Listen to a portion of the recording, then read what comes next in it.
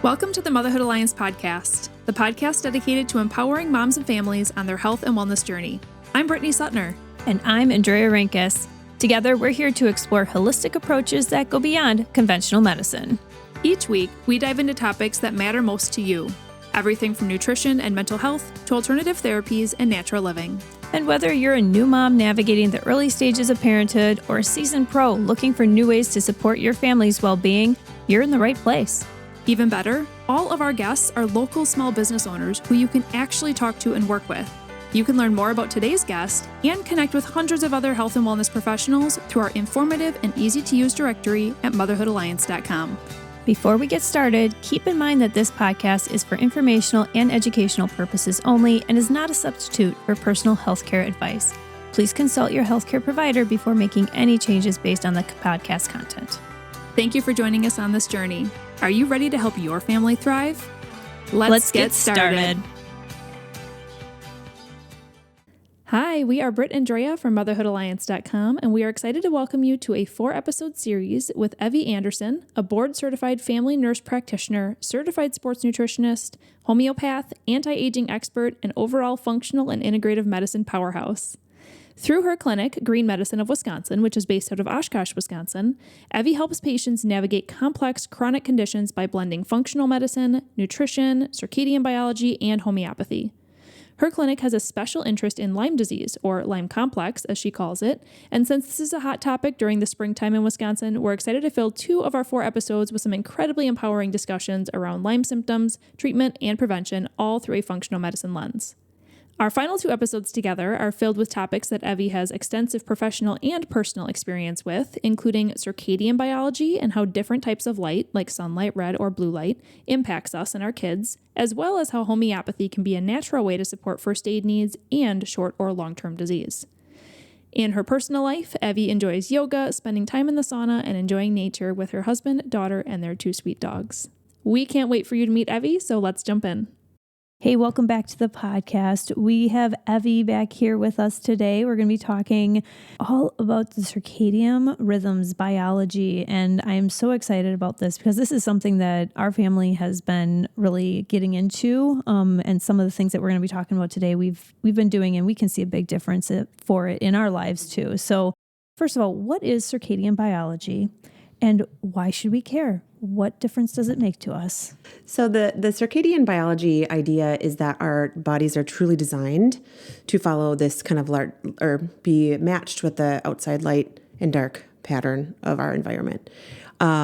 We are really designed to follow this rhythm of the sun because there are receptors on your skin and your eyes that cue different hormones in your body to function optimally. So it sets this internal clock. Every cell in your body has what they consider a clock gene that works better at certain times of day.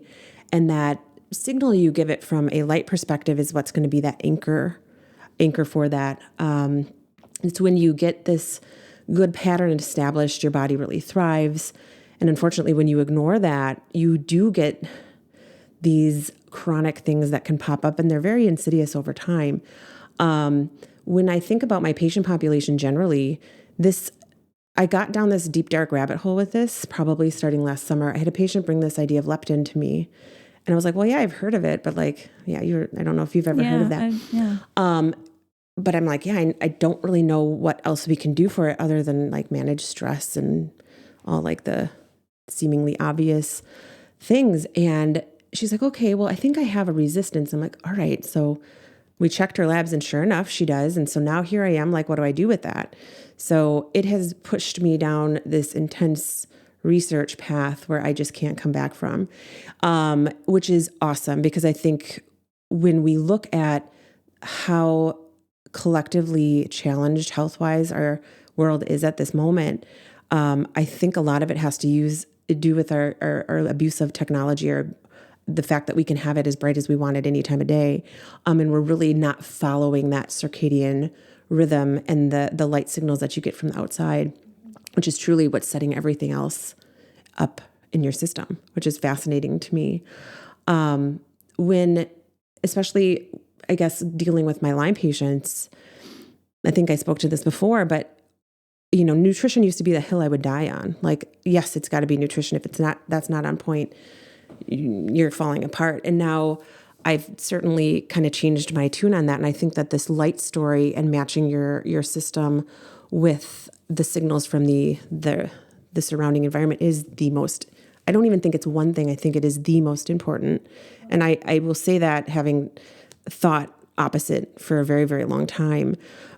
I am a reformed night shifter. I worked at night for 10 years. I was absolutely a night owl growing up my entire life.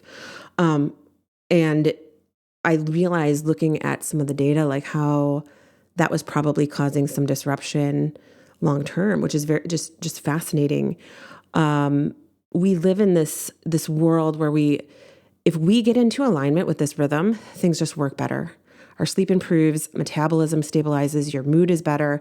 If you think about, like, especially being sleep deprived as a parent, like how short you can be, and you're like, this is not me. But that is, I think, what unfortunately a lot of us are chronically dealing with, and not just those of us that have children or young kids. I think that is, you're not getting restful sleep. You're constantly notified by every device under the sun, in your pocket, on your body, that there's something that you need to pay attention to.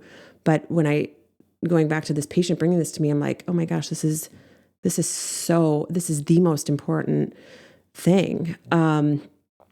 So I can keep going if that's. Well, I think the first question is, how do you start this? Mm-hmm. So you're saying that we should really, how do we allow our body cells to know if it's light or dark? Yeah. Yeah. So there's something called the suprachiasmatic nucleus, which is a region of the brain. It's located in the hypothalamus, and this is the master clock of your body. It coordinates everything else in your system. So the liver, the gut, the skin, your hormones, reproductive organs, and this plays a lot into fertility or infertility, potentially. Everything runs on this, and how you transition or how you stimulate this suprachiasmatic, or SCN, I'll call it. It is through melanopsin receptors in your eyeballs. So so that's where you start. So how light impacts this is light enters the eyes, and it's specifically detected by these melanopsin receptors at that location. These aren't directly involved in vision, but they are solely dedicated to detecting light, and especially blue wavelengths, which I'm totally against, like super like outside blue light, artificial as it were. But you do have all spectrums of light in your light environment outdoors from a natural perspective. So what that blue light does from a pathogenic perspective, in my opinion, is from our devices and computers, it stimulates that melanopsin. And how many of us sit on our phones, watch TV? I don't know. We had to buy a new washing machine, and it's blue light panel. Like, you get a new refrigerator, you have the option for an LCD screen. Your car has these blue light, and it's just constant all the time. So that is what I think is giving this disrupted signal.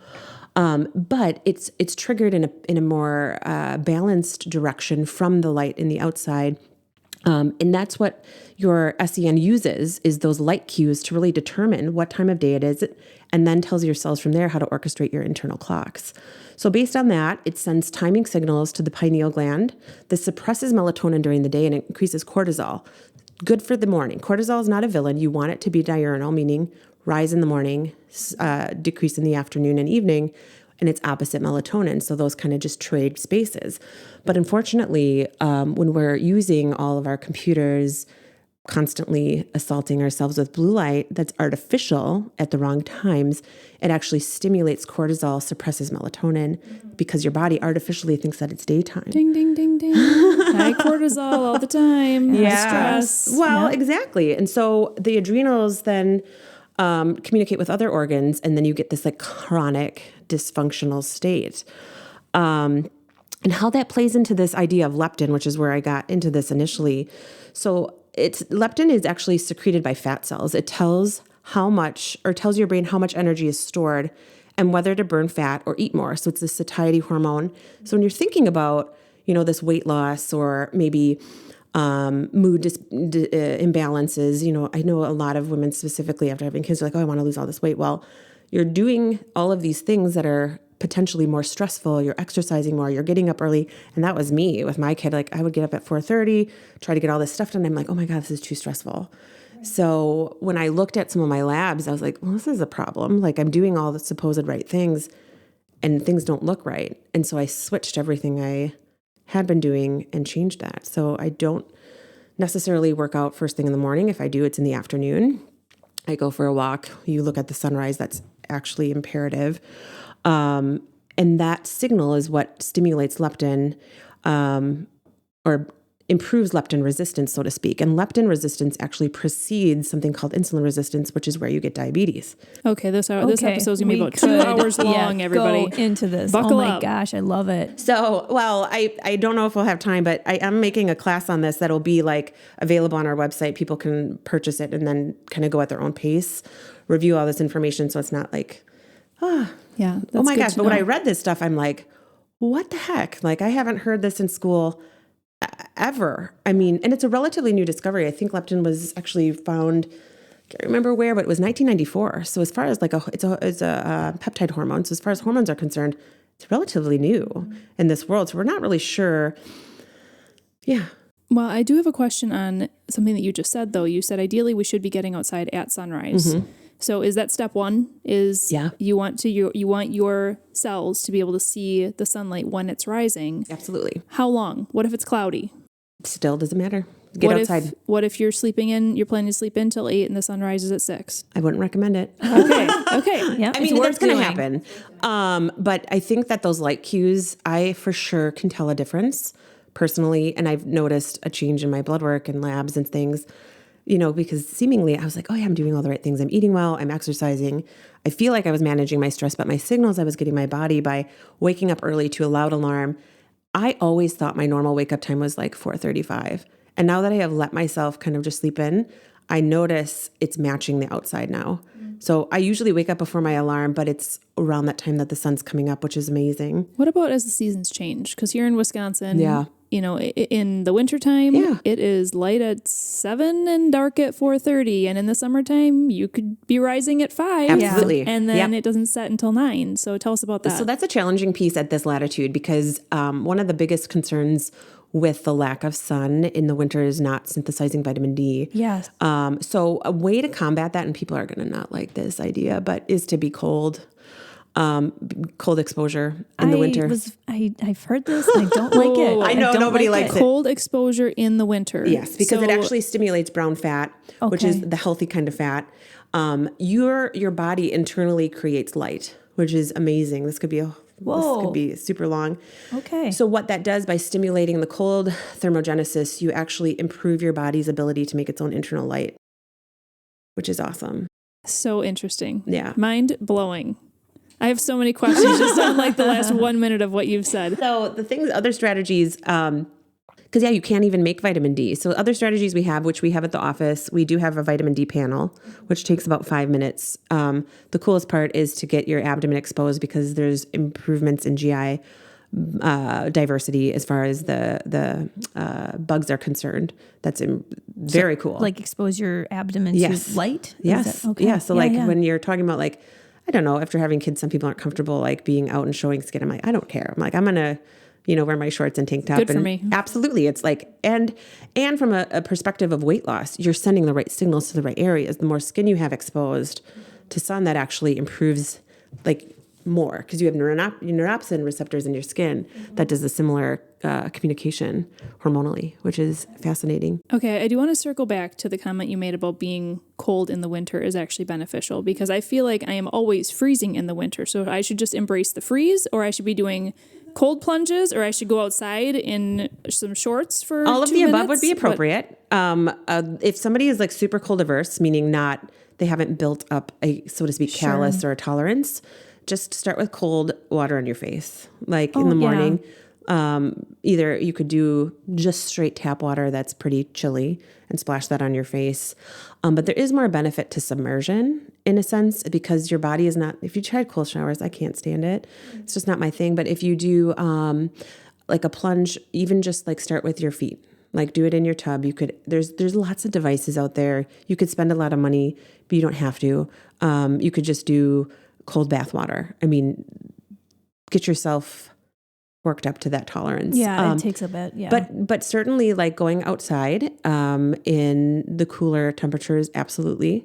Ideally, you're looking to get to that shiver point. Plus, For how long? I'd say a couple minutes would probably be plenty. But again, see how you feel. Like if this is complete torture, don't torture yourself. Like work up to it. But my husband, I thought, was absolutely nuts. Like about 10 years ago when he started doing ice baths in our backyard. And I'm like, you are nuts. I'm not participating. And now I'm reading this and like, you're right. Oh, I know. So that's, interesting. But he's been doing this for years. And we use a chest freezer. There's ways to do that where you don't have to spend $40,000 on an ice tub. You can make one, or you can just get a bucket, like a big, I don't know, they're like a horse trough or kind like of, yeah, exactly. Yeah. But then you worry about like yucky things growing in there. So just keep it clean if you do that. Okay. But there's ways to do it that's not super expensive. But yes, getting outside, regardless of cloud cover, regardless of temperature, you still get brighter light as far as lux is concerned outside than you ever get from an indoor environment. Because that was going to be one of my questions is if people, especially in the summertime, you like to have blackout shades when you're going to bed if you have to go to bed before the sun actually goes down. Yep. But then if you are sleeping past sunrise, those would block the light, but you'd probably rather have those open so that you're getting the natural light coming in. Yeah. And that's what I was going to ask is if you are inside working in an office or sleeping in your bed and you have sunlight coming onto you, is that still beneficial? Somewhat. Unfortunately, if your windows were built or your house was built and your windows are after 1992, they are going to have a UV blocking film or some kind of component where you will get some through that, but it's not enough to really be super effective in that way. So outside is best. Speaking, you kind of triggered a thought here as far as like we do absolutely use blackout curtains. We keep our bedrooms as dark as possible. Interesting, any light exposure at night, if it could be from like a indicator light on a charger, a TV in the bedroom, which is not a good idea, or just outside, light pollution from your street signs or whatever, that actually can increase fasting glucose in the morning. So you want to keep things as dark as possible. And sleeping with like devices such as like Apple Watches or sleep trackers, Whoop bands, Oura Rings, I highly recommend against that because those are going to be disrupting light on your skin. That's exactly what that's doing. So all those tracking devices, I have done some research, and this is on my Instagram, which I'm like just blown away by just how they're not studied. They actually are non-native EMFs that are harming your metabolic health. EMFs, that's another topic. I know we could go on that for a while. So let's shift slightly into red light because red light is a good thing. Everybody's talking about using red light devices. Is this giving us similar exposure to, is it similar to sun rays or is this totally different? No, there are going to be, so the benefit to being outside is you get all of the light spectrums together. You're never just getting one in isolation. When you're using it for a therapeutic reason, using red light absolutely is. We have a panel. Soleil Well is who I typically recommend because she tests all her panels for flicker, which flicker from these panels will activate your flight response and actually make you more stressed out. So I try not to use ones that potentially do that. And she's actually tested for what her panels are emitting as far as light frequencies. So and we'll link to those in the show notes. Yeah, so hers are probably the best. Mito Red is also, I've not personally used that one, but I know that's also a pretty good name. But Soleil Well is probably my favorite. She's got a lot of really good products. They are at a price point, but as far as what's available, I think they are very reasonable for what you get. As far as like benefits from that, I mean, we use light therapy a lot. That's one thing I didn't really mention in the Lyme episode is we do have something called a Weber light device, which is a topical laser system, but we use it intravenously. So it's an IV light treatment, which is really cool. Interesting. So we have red, which is very anti-inflammatory. It also helps with pain control. You can see the improvements in red blood cell. So meaning like when they stick together because of illness, when you treat them with red light, they actually separate and flow through the system a lot better, which is very, very cool. But those were the big ones, I think, for red light. I mean, it stimulates the immune function in a positive way, decreases pain. It can be anti-aging for skin. That's probably my reason for meditating in front of it every morning is more for the collagen synthesis and those types of things. But the best case scenario is outside, especially as much as you can, but there are times I'm not going to pretend I go outside when it's 20 below, maybe to get in my car, but that's about it. How long ideally are you outside taking in that natural light? So if somebody wants to add this into their morning routine, is this like 15 minutes? Is this 3 minutes is beneficial? I will take whatever they can give. Okay. So if they walk outside for 60 seconds, it's better than not going outside at all. So I think some is better than none. Ideally, if they can do a walk outside or, stand outside, grounding barefoot is great. Grounding, huge. Stack those habits. Yeah, absolutely. Things, right? Even just 60 seconds is perfectly acceptable. Start there and see how you feel and keep going with that. The other important aspect in the morning is trying to get up when UVA rises. And usually at this time, that's going to change by the time this comes out, is around 7. So you want to get out with, ideally 10 to 15 minutes in the morning, but I'll take whatever people can give. And then once UVA rise happens, you want to be outside around 10 minutes as well. So compared to sunrise, when does that happen? Typically about an hour later. Okay. Somewhere in that ballpark. So there's an app that we also, I have an affiliation with. It's called my Circadian app. So this is something that I use. This is like the only app on my phone that I allow to send me notifications. But what it does is it tells you like it's daybreak. So near infrared and red light are abundant.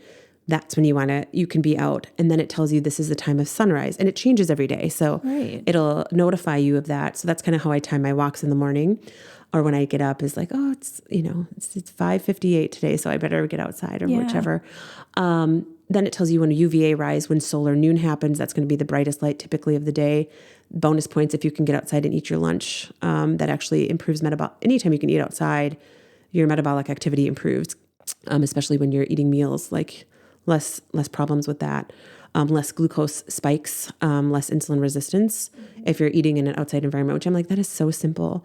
I worked at the office this will be my 6th year. And just since I've been reading this research, I've made it absolutely a point. If it's nice enough, I'll go sit in the back of the office outside on the run an airport runway. So I used to work in an office setting too. And I've always said like, we should have our like welcome desks outside. Yes. Like obviously that's not going to work most of the time, or just like it's required to go outside, it should be more of a thing. Yes. Everybody should be doing it. In my dream world, when eventually, if I build an office that's separate from where we are, I want to have the open, like either the accordion doors or garage doors. So like our actual clinic office rooms can be open. Oh, I love And there can that. be a patio outside where you could, so even, I'll get this question a lot. People are like, oh, I work on computers all day. I work in an office. What can I do? I'm like, if you work remotely, if you can even modify your, workspace to take it outside for even a couple of minutes every couple hours, awesome. If you can open a window. So again, ideally being by a bright window is great, but being outside is best. The next best thing is going to be opening that. So you allow some of that light to kind of filter in from an open window. So this is also another fun trick. This is called a daylight computer. So it's completely blue light and flicker free. So there's no blue light emitted from this. It's a new company. We're going to include that link in the show notes. Yeah. Too. So I do have an affiliation with them as well. I can give you that info, but it's the one. So our kid does not watch a whole lot of television, but if there's a long car trip or with a couple times we've been on planes, I just know the damage that can do to a young brain. And reading this data, I'm like, no way I'm not giving her an iPad, but I feel so okay with this. So that's what I allow her to watch. Like if we're in the car, like in a long trip, we'll do that. So before we get to blue light, because I have quite a few questions on that. Yeah. How much natural light is too much? So like, what is your philosophy on sunscreen? Oh yeah. If you can get away without it, great. But if we're coming from Wisconsin, so if you're going to Mexico, you're not going to have that solar callus built up to manage that. So there are some safer options, but that is going to block those beneficial rays that you want.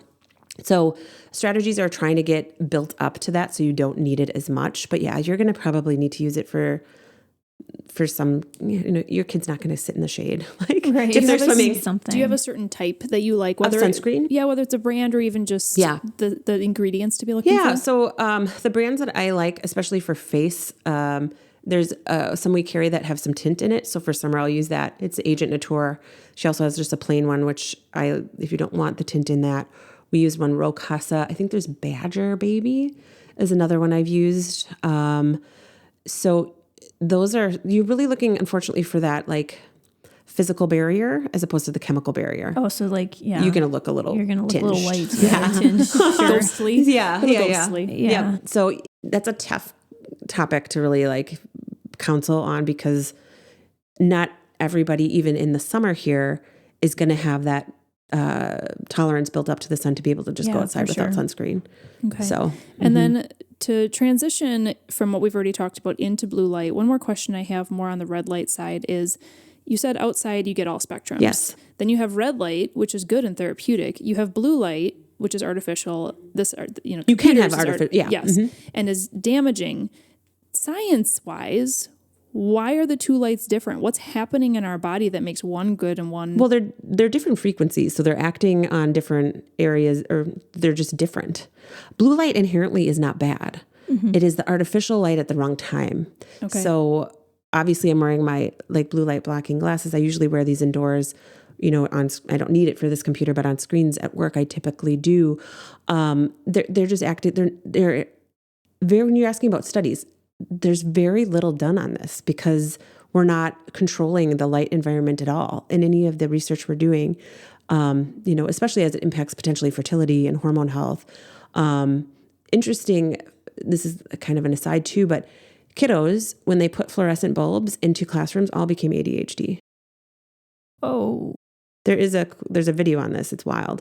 This was a long time ago. I want to say like 1970. And there's a video you can watch about this. And I'm like, why aren't we optimizing the light in the schools? Like, why are we putting... these are things that can get changed easily. Yeah. What type of bulbs should we be using? Well, and ideally incandescent, but those are hard to get right now. If you have speaking to indoor light environments, you can purchase, there are some suppliers that do make what they consider flicker-free bulbs that are having a warm tone. Those are better. So it's not always about like, you want it bright during the morning and follow the cues from outside and make it dimmer at night. So if you have dimmer switches in your house, keep them low. We use a lot of rock salt lamps in our house. My husband likes to turn on the bright lights to see stuff, but I'm like, no, it's nighttime. Stop it. Yeah. Like, what else do I put my when the sun sets, I put my glasses on. Yeah. Yeah. So we like to we have red or blue light blocking glasses after the sun sets. And I try to do it as much as possible, but then we do have like red light, like literally red light bulbs. Yep. Not like special bulbs. Yeah, that's amazing. Just you get it from Walmart. Just red bulbs that we put in our lamps. Yes. Perfect. In our bedrooms. Yeah. Because that's, we only go in there pretty much at night anyway. Absolutely. And that's what we do for our perfect. kids too. Yes. So and that is a question. That makes a huge difference. With red light, that now that you say that, is getting something from Walmart, is that as good of quality as, like, are there different types of light quality? Yeah, of course. But I would argue that if you can get them reasonably accessibly, do that. Yeah, and the reason why we do that, it's just a red light bulb. It's not like a red light medical device therapy. Yep. It's to tone down all that blue light. Like it just helps your brain just kind of settle. Stimulating those melanopsin receptors that are spiking your cortisol. Right. So you can still see, but it's just in the, I always joke, like if people are looking in our bedroom window and it's like, what's going on in Halloween house? Yeah, I know. Yeah. I'm with you. Yeah. All right. Well, let's transition to blue light a little bit more and talking specifically about it. So you just talked about, you have a computer here that is a screen, but it doesn't emit the blue light. Does not. What about like Kindles? I know there's some Kindles that say that they're I don't know what their blue marketing light, is. Yeah. Or minimal blue light, but they will still have flicker. So if you've ever recorded on your phone, do you know what I'm talking about? Like, and you see like that, line that kind of goes up and down or like scrolls through the screen, that's flicker, and that's in your incandescent or your LED bulbs as well. So those are going to be constantly telling your eyeballs that this is a problem, there's flight or flight, and you need to stay on high alert. So that's the problem with a lot of these devices, especially with children, that it's stimulating their nervous system in a bad way. I absolutely still have a Kindle, but I use this now to read. at night because of the lack of flicker and that it's completely blue light free. So I don't need to block any blue light I don't need to wear the glasses when I read on this. But yes, you're going to have a level of flicker and blue light, I believe, to most of those devices, unless they've come out with something new. I guess I haven't looked into it. So there might be one. Is it best to block artificial blue light, so phones, computers, all the time? Or like midday, is it fine and you really just want to avoid it at night? I would say some level of diminishing that brightness is probably a good choice. I do personally, I've noticed when I've worn blue blockers for a decade, and typically it was the clear lenses. When I switched to the colored yellow during the day and then switched to red at night, it was like an immediate change within maybe a week. I would read on my book or on my Kindle or whichever, or a regular book for 2 hours sometimes. This has been a habitual problem. And my husband would fall asleep in a minute, and I'm like sitting here like, oh gosh, I'm going to read for another couple hours. And now I hardly read at all. I mean, maybe a page, and I'm completely out because of these strategic interventions. And that's especially you're focused on kids, like very important for children to get them outside as much as possible, and try to diminish their exposure to these artificial light signals at night that tells their body that it's they. Does it, speaking of kids and light too, I mean, especially with like TVs and things like that, I notice for my kids, and I call it when they watch too much TV, you're rotting your brain. And there might be more to this too, but like with that flicker, with the blue light, if they're not wearing glasses themselves or whatever, does that contribute to behavioral issues? Yes, because I I've do noticed that they just are on the edge or whatever afterwards if they watch just too much. Yeah, kids are incredibly sensitive to light, and their development really depends on these circadian signals. So if they're getting these artificial things, I believe that under 2, you probably shouldn't be on screens at all. I mean, there are circumstances that we have done that too. I mean, it's a tool, but not something to probably be used consistently every day. Getting them outside in the morning is really, really helpful. Helps with energy, attention. Again, when we're talking about hormonal health, like think about that. Like the onset of puberty is much earlier. How much are we disrupting that? Not only with chemicals, nutritionally, but potentially with our light signals. Like if that can mess up fertility, potentially, how does that change puberty? I don't know. These are things that are studied, so I'm just very curious. So at least an hour before bed for kids, dim the lights, try not to use screens, read books. We have a rock lamp. We've always had a rock lamp in our daughter's room. We have those like candles, the remote control battery ones. Sure. They actually emit less light than the rock lamps. So we will turn those on too. But I think that really will help with their emotional regulation, sticking to a bedtime routine, like reading books, those types of things. And I realize that this is not going to happen every night. Things come up. But as a general rule, like that routine, I think is important. Well, and I think it's so important too, because as a general rule, it would be beneficial for everybody at least an hour before bedtime to just start winding down anyway.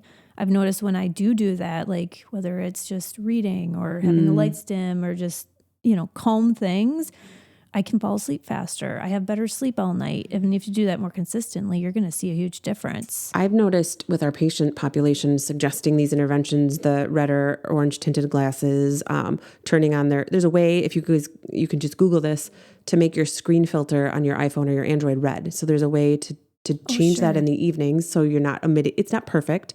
But those interventions I think are extremely powerful, but you just have to do them. And sometimes they forget, I will have follow-ups and be like, oh, did you get your blue light glasses? Like, well, yeah, but I haven't worn them yet. I'm like, okay.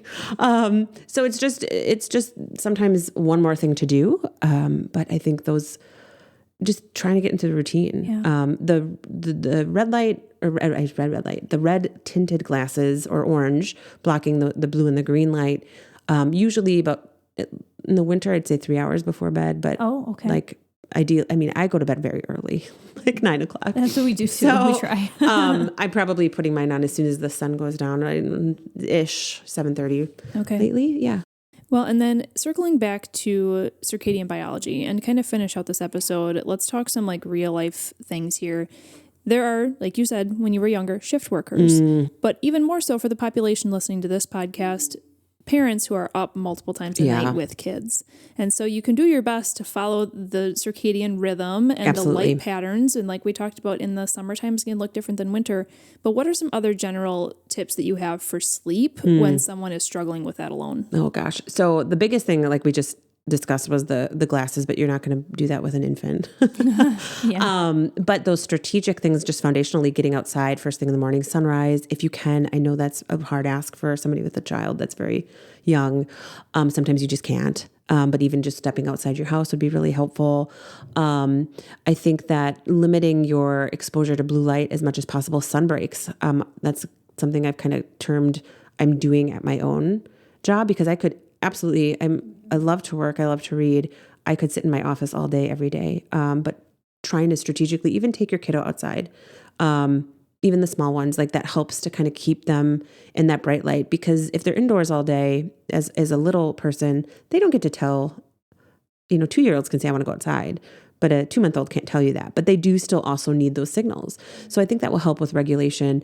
In the evenings, especially like when you get up, if they're nursing or feeding or, trying to calm them down, please don't turn on all the lights. Do something like what you're doing with either a red light, night light, or a rock lamp, or something that you can dim. So you're not, turning the lights completely on, and that's going to stimulate again your brain to think it's daytime. Or getting your phone out and reading 100%. Something if you're nursing or something like that. Yes. Yep. Yeah. So, if you can read either, if you have a Kindle that's paper, it's still better than turning on all the lights or being on your phone. If you do have to be on your phone, I was guilty of this too. Try to put it on the red screen, so that at least there's that less likely that's going to stimulate your brain to think it's... Wear your glasses too. Yeah, exactly. Yeah. It's just things like I have several pair that I keep at various locations in the house, just because it's like, I have to go upstairs and grab them, and I forgot. That's so funny. I think the same thing. I just thought the other day I need to buy more because it's upstairs. I'm down here. Yeah. Yep, funny. Exactly. Yeah. So those are the big things. That's a season of life that I'm still trying to figure out other strategies to suggest, because that's not modifiable in a way, especially in a very, very young kiddo. So, well, this was a very eye-opening episode, and we definitely could continue for another hour, but we're going to wrap this one up. But we do have one other episode coming up with Evey. We're going to be talking about homeopathy in our last episode together. Again, one more time for those who just tuned into this episode, what is the best way for them to follow you? It's probably Instagram when it comes to this topic. Correct. Right? So Instagram, The Fusion FNP is my Instagram. That's where you can find me most days. So that I post a lot about this is just like a big passion, because I think it is such a foundational aspect of health and wellness. Well, and I feel like it's fairly easy to implement. Guess what? It's free, most of it. And it's free, or fairly cheap too, right? Yeah. So, yeah. It's not a supplement. We can't wait to hear more about this course you have coming out on this topic. I know. I'm so excited. So, yep, it'll be great. All right. We have one more episode coming up soon. If you enjoyed this episode, would you consider leaving a rating or review, or sharing it directly with a friend who could benefit from the information? We know that you're a busy mom or caregiver, and our goal is to make your life easier by bringing tips and tricks directly from experts into your earbuds. By sharing this episode with someone you love, you can play a critical role in helping to make their life easier as well. We appreciate your time, and thank you for being a part of the Motherhood Alliance family.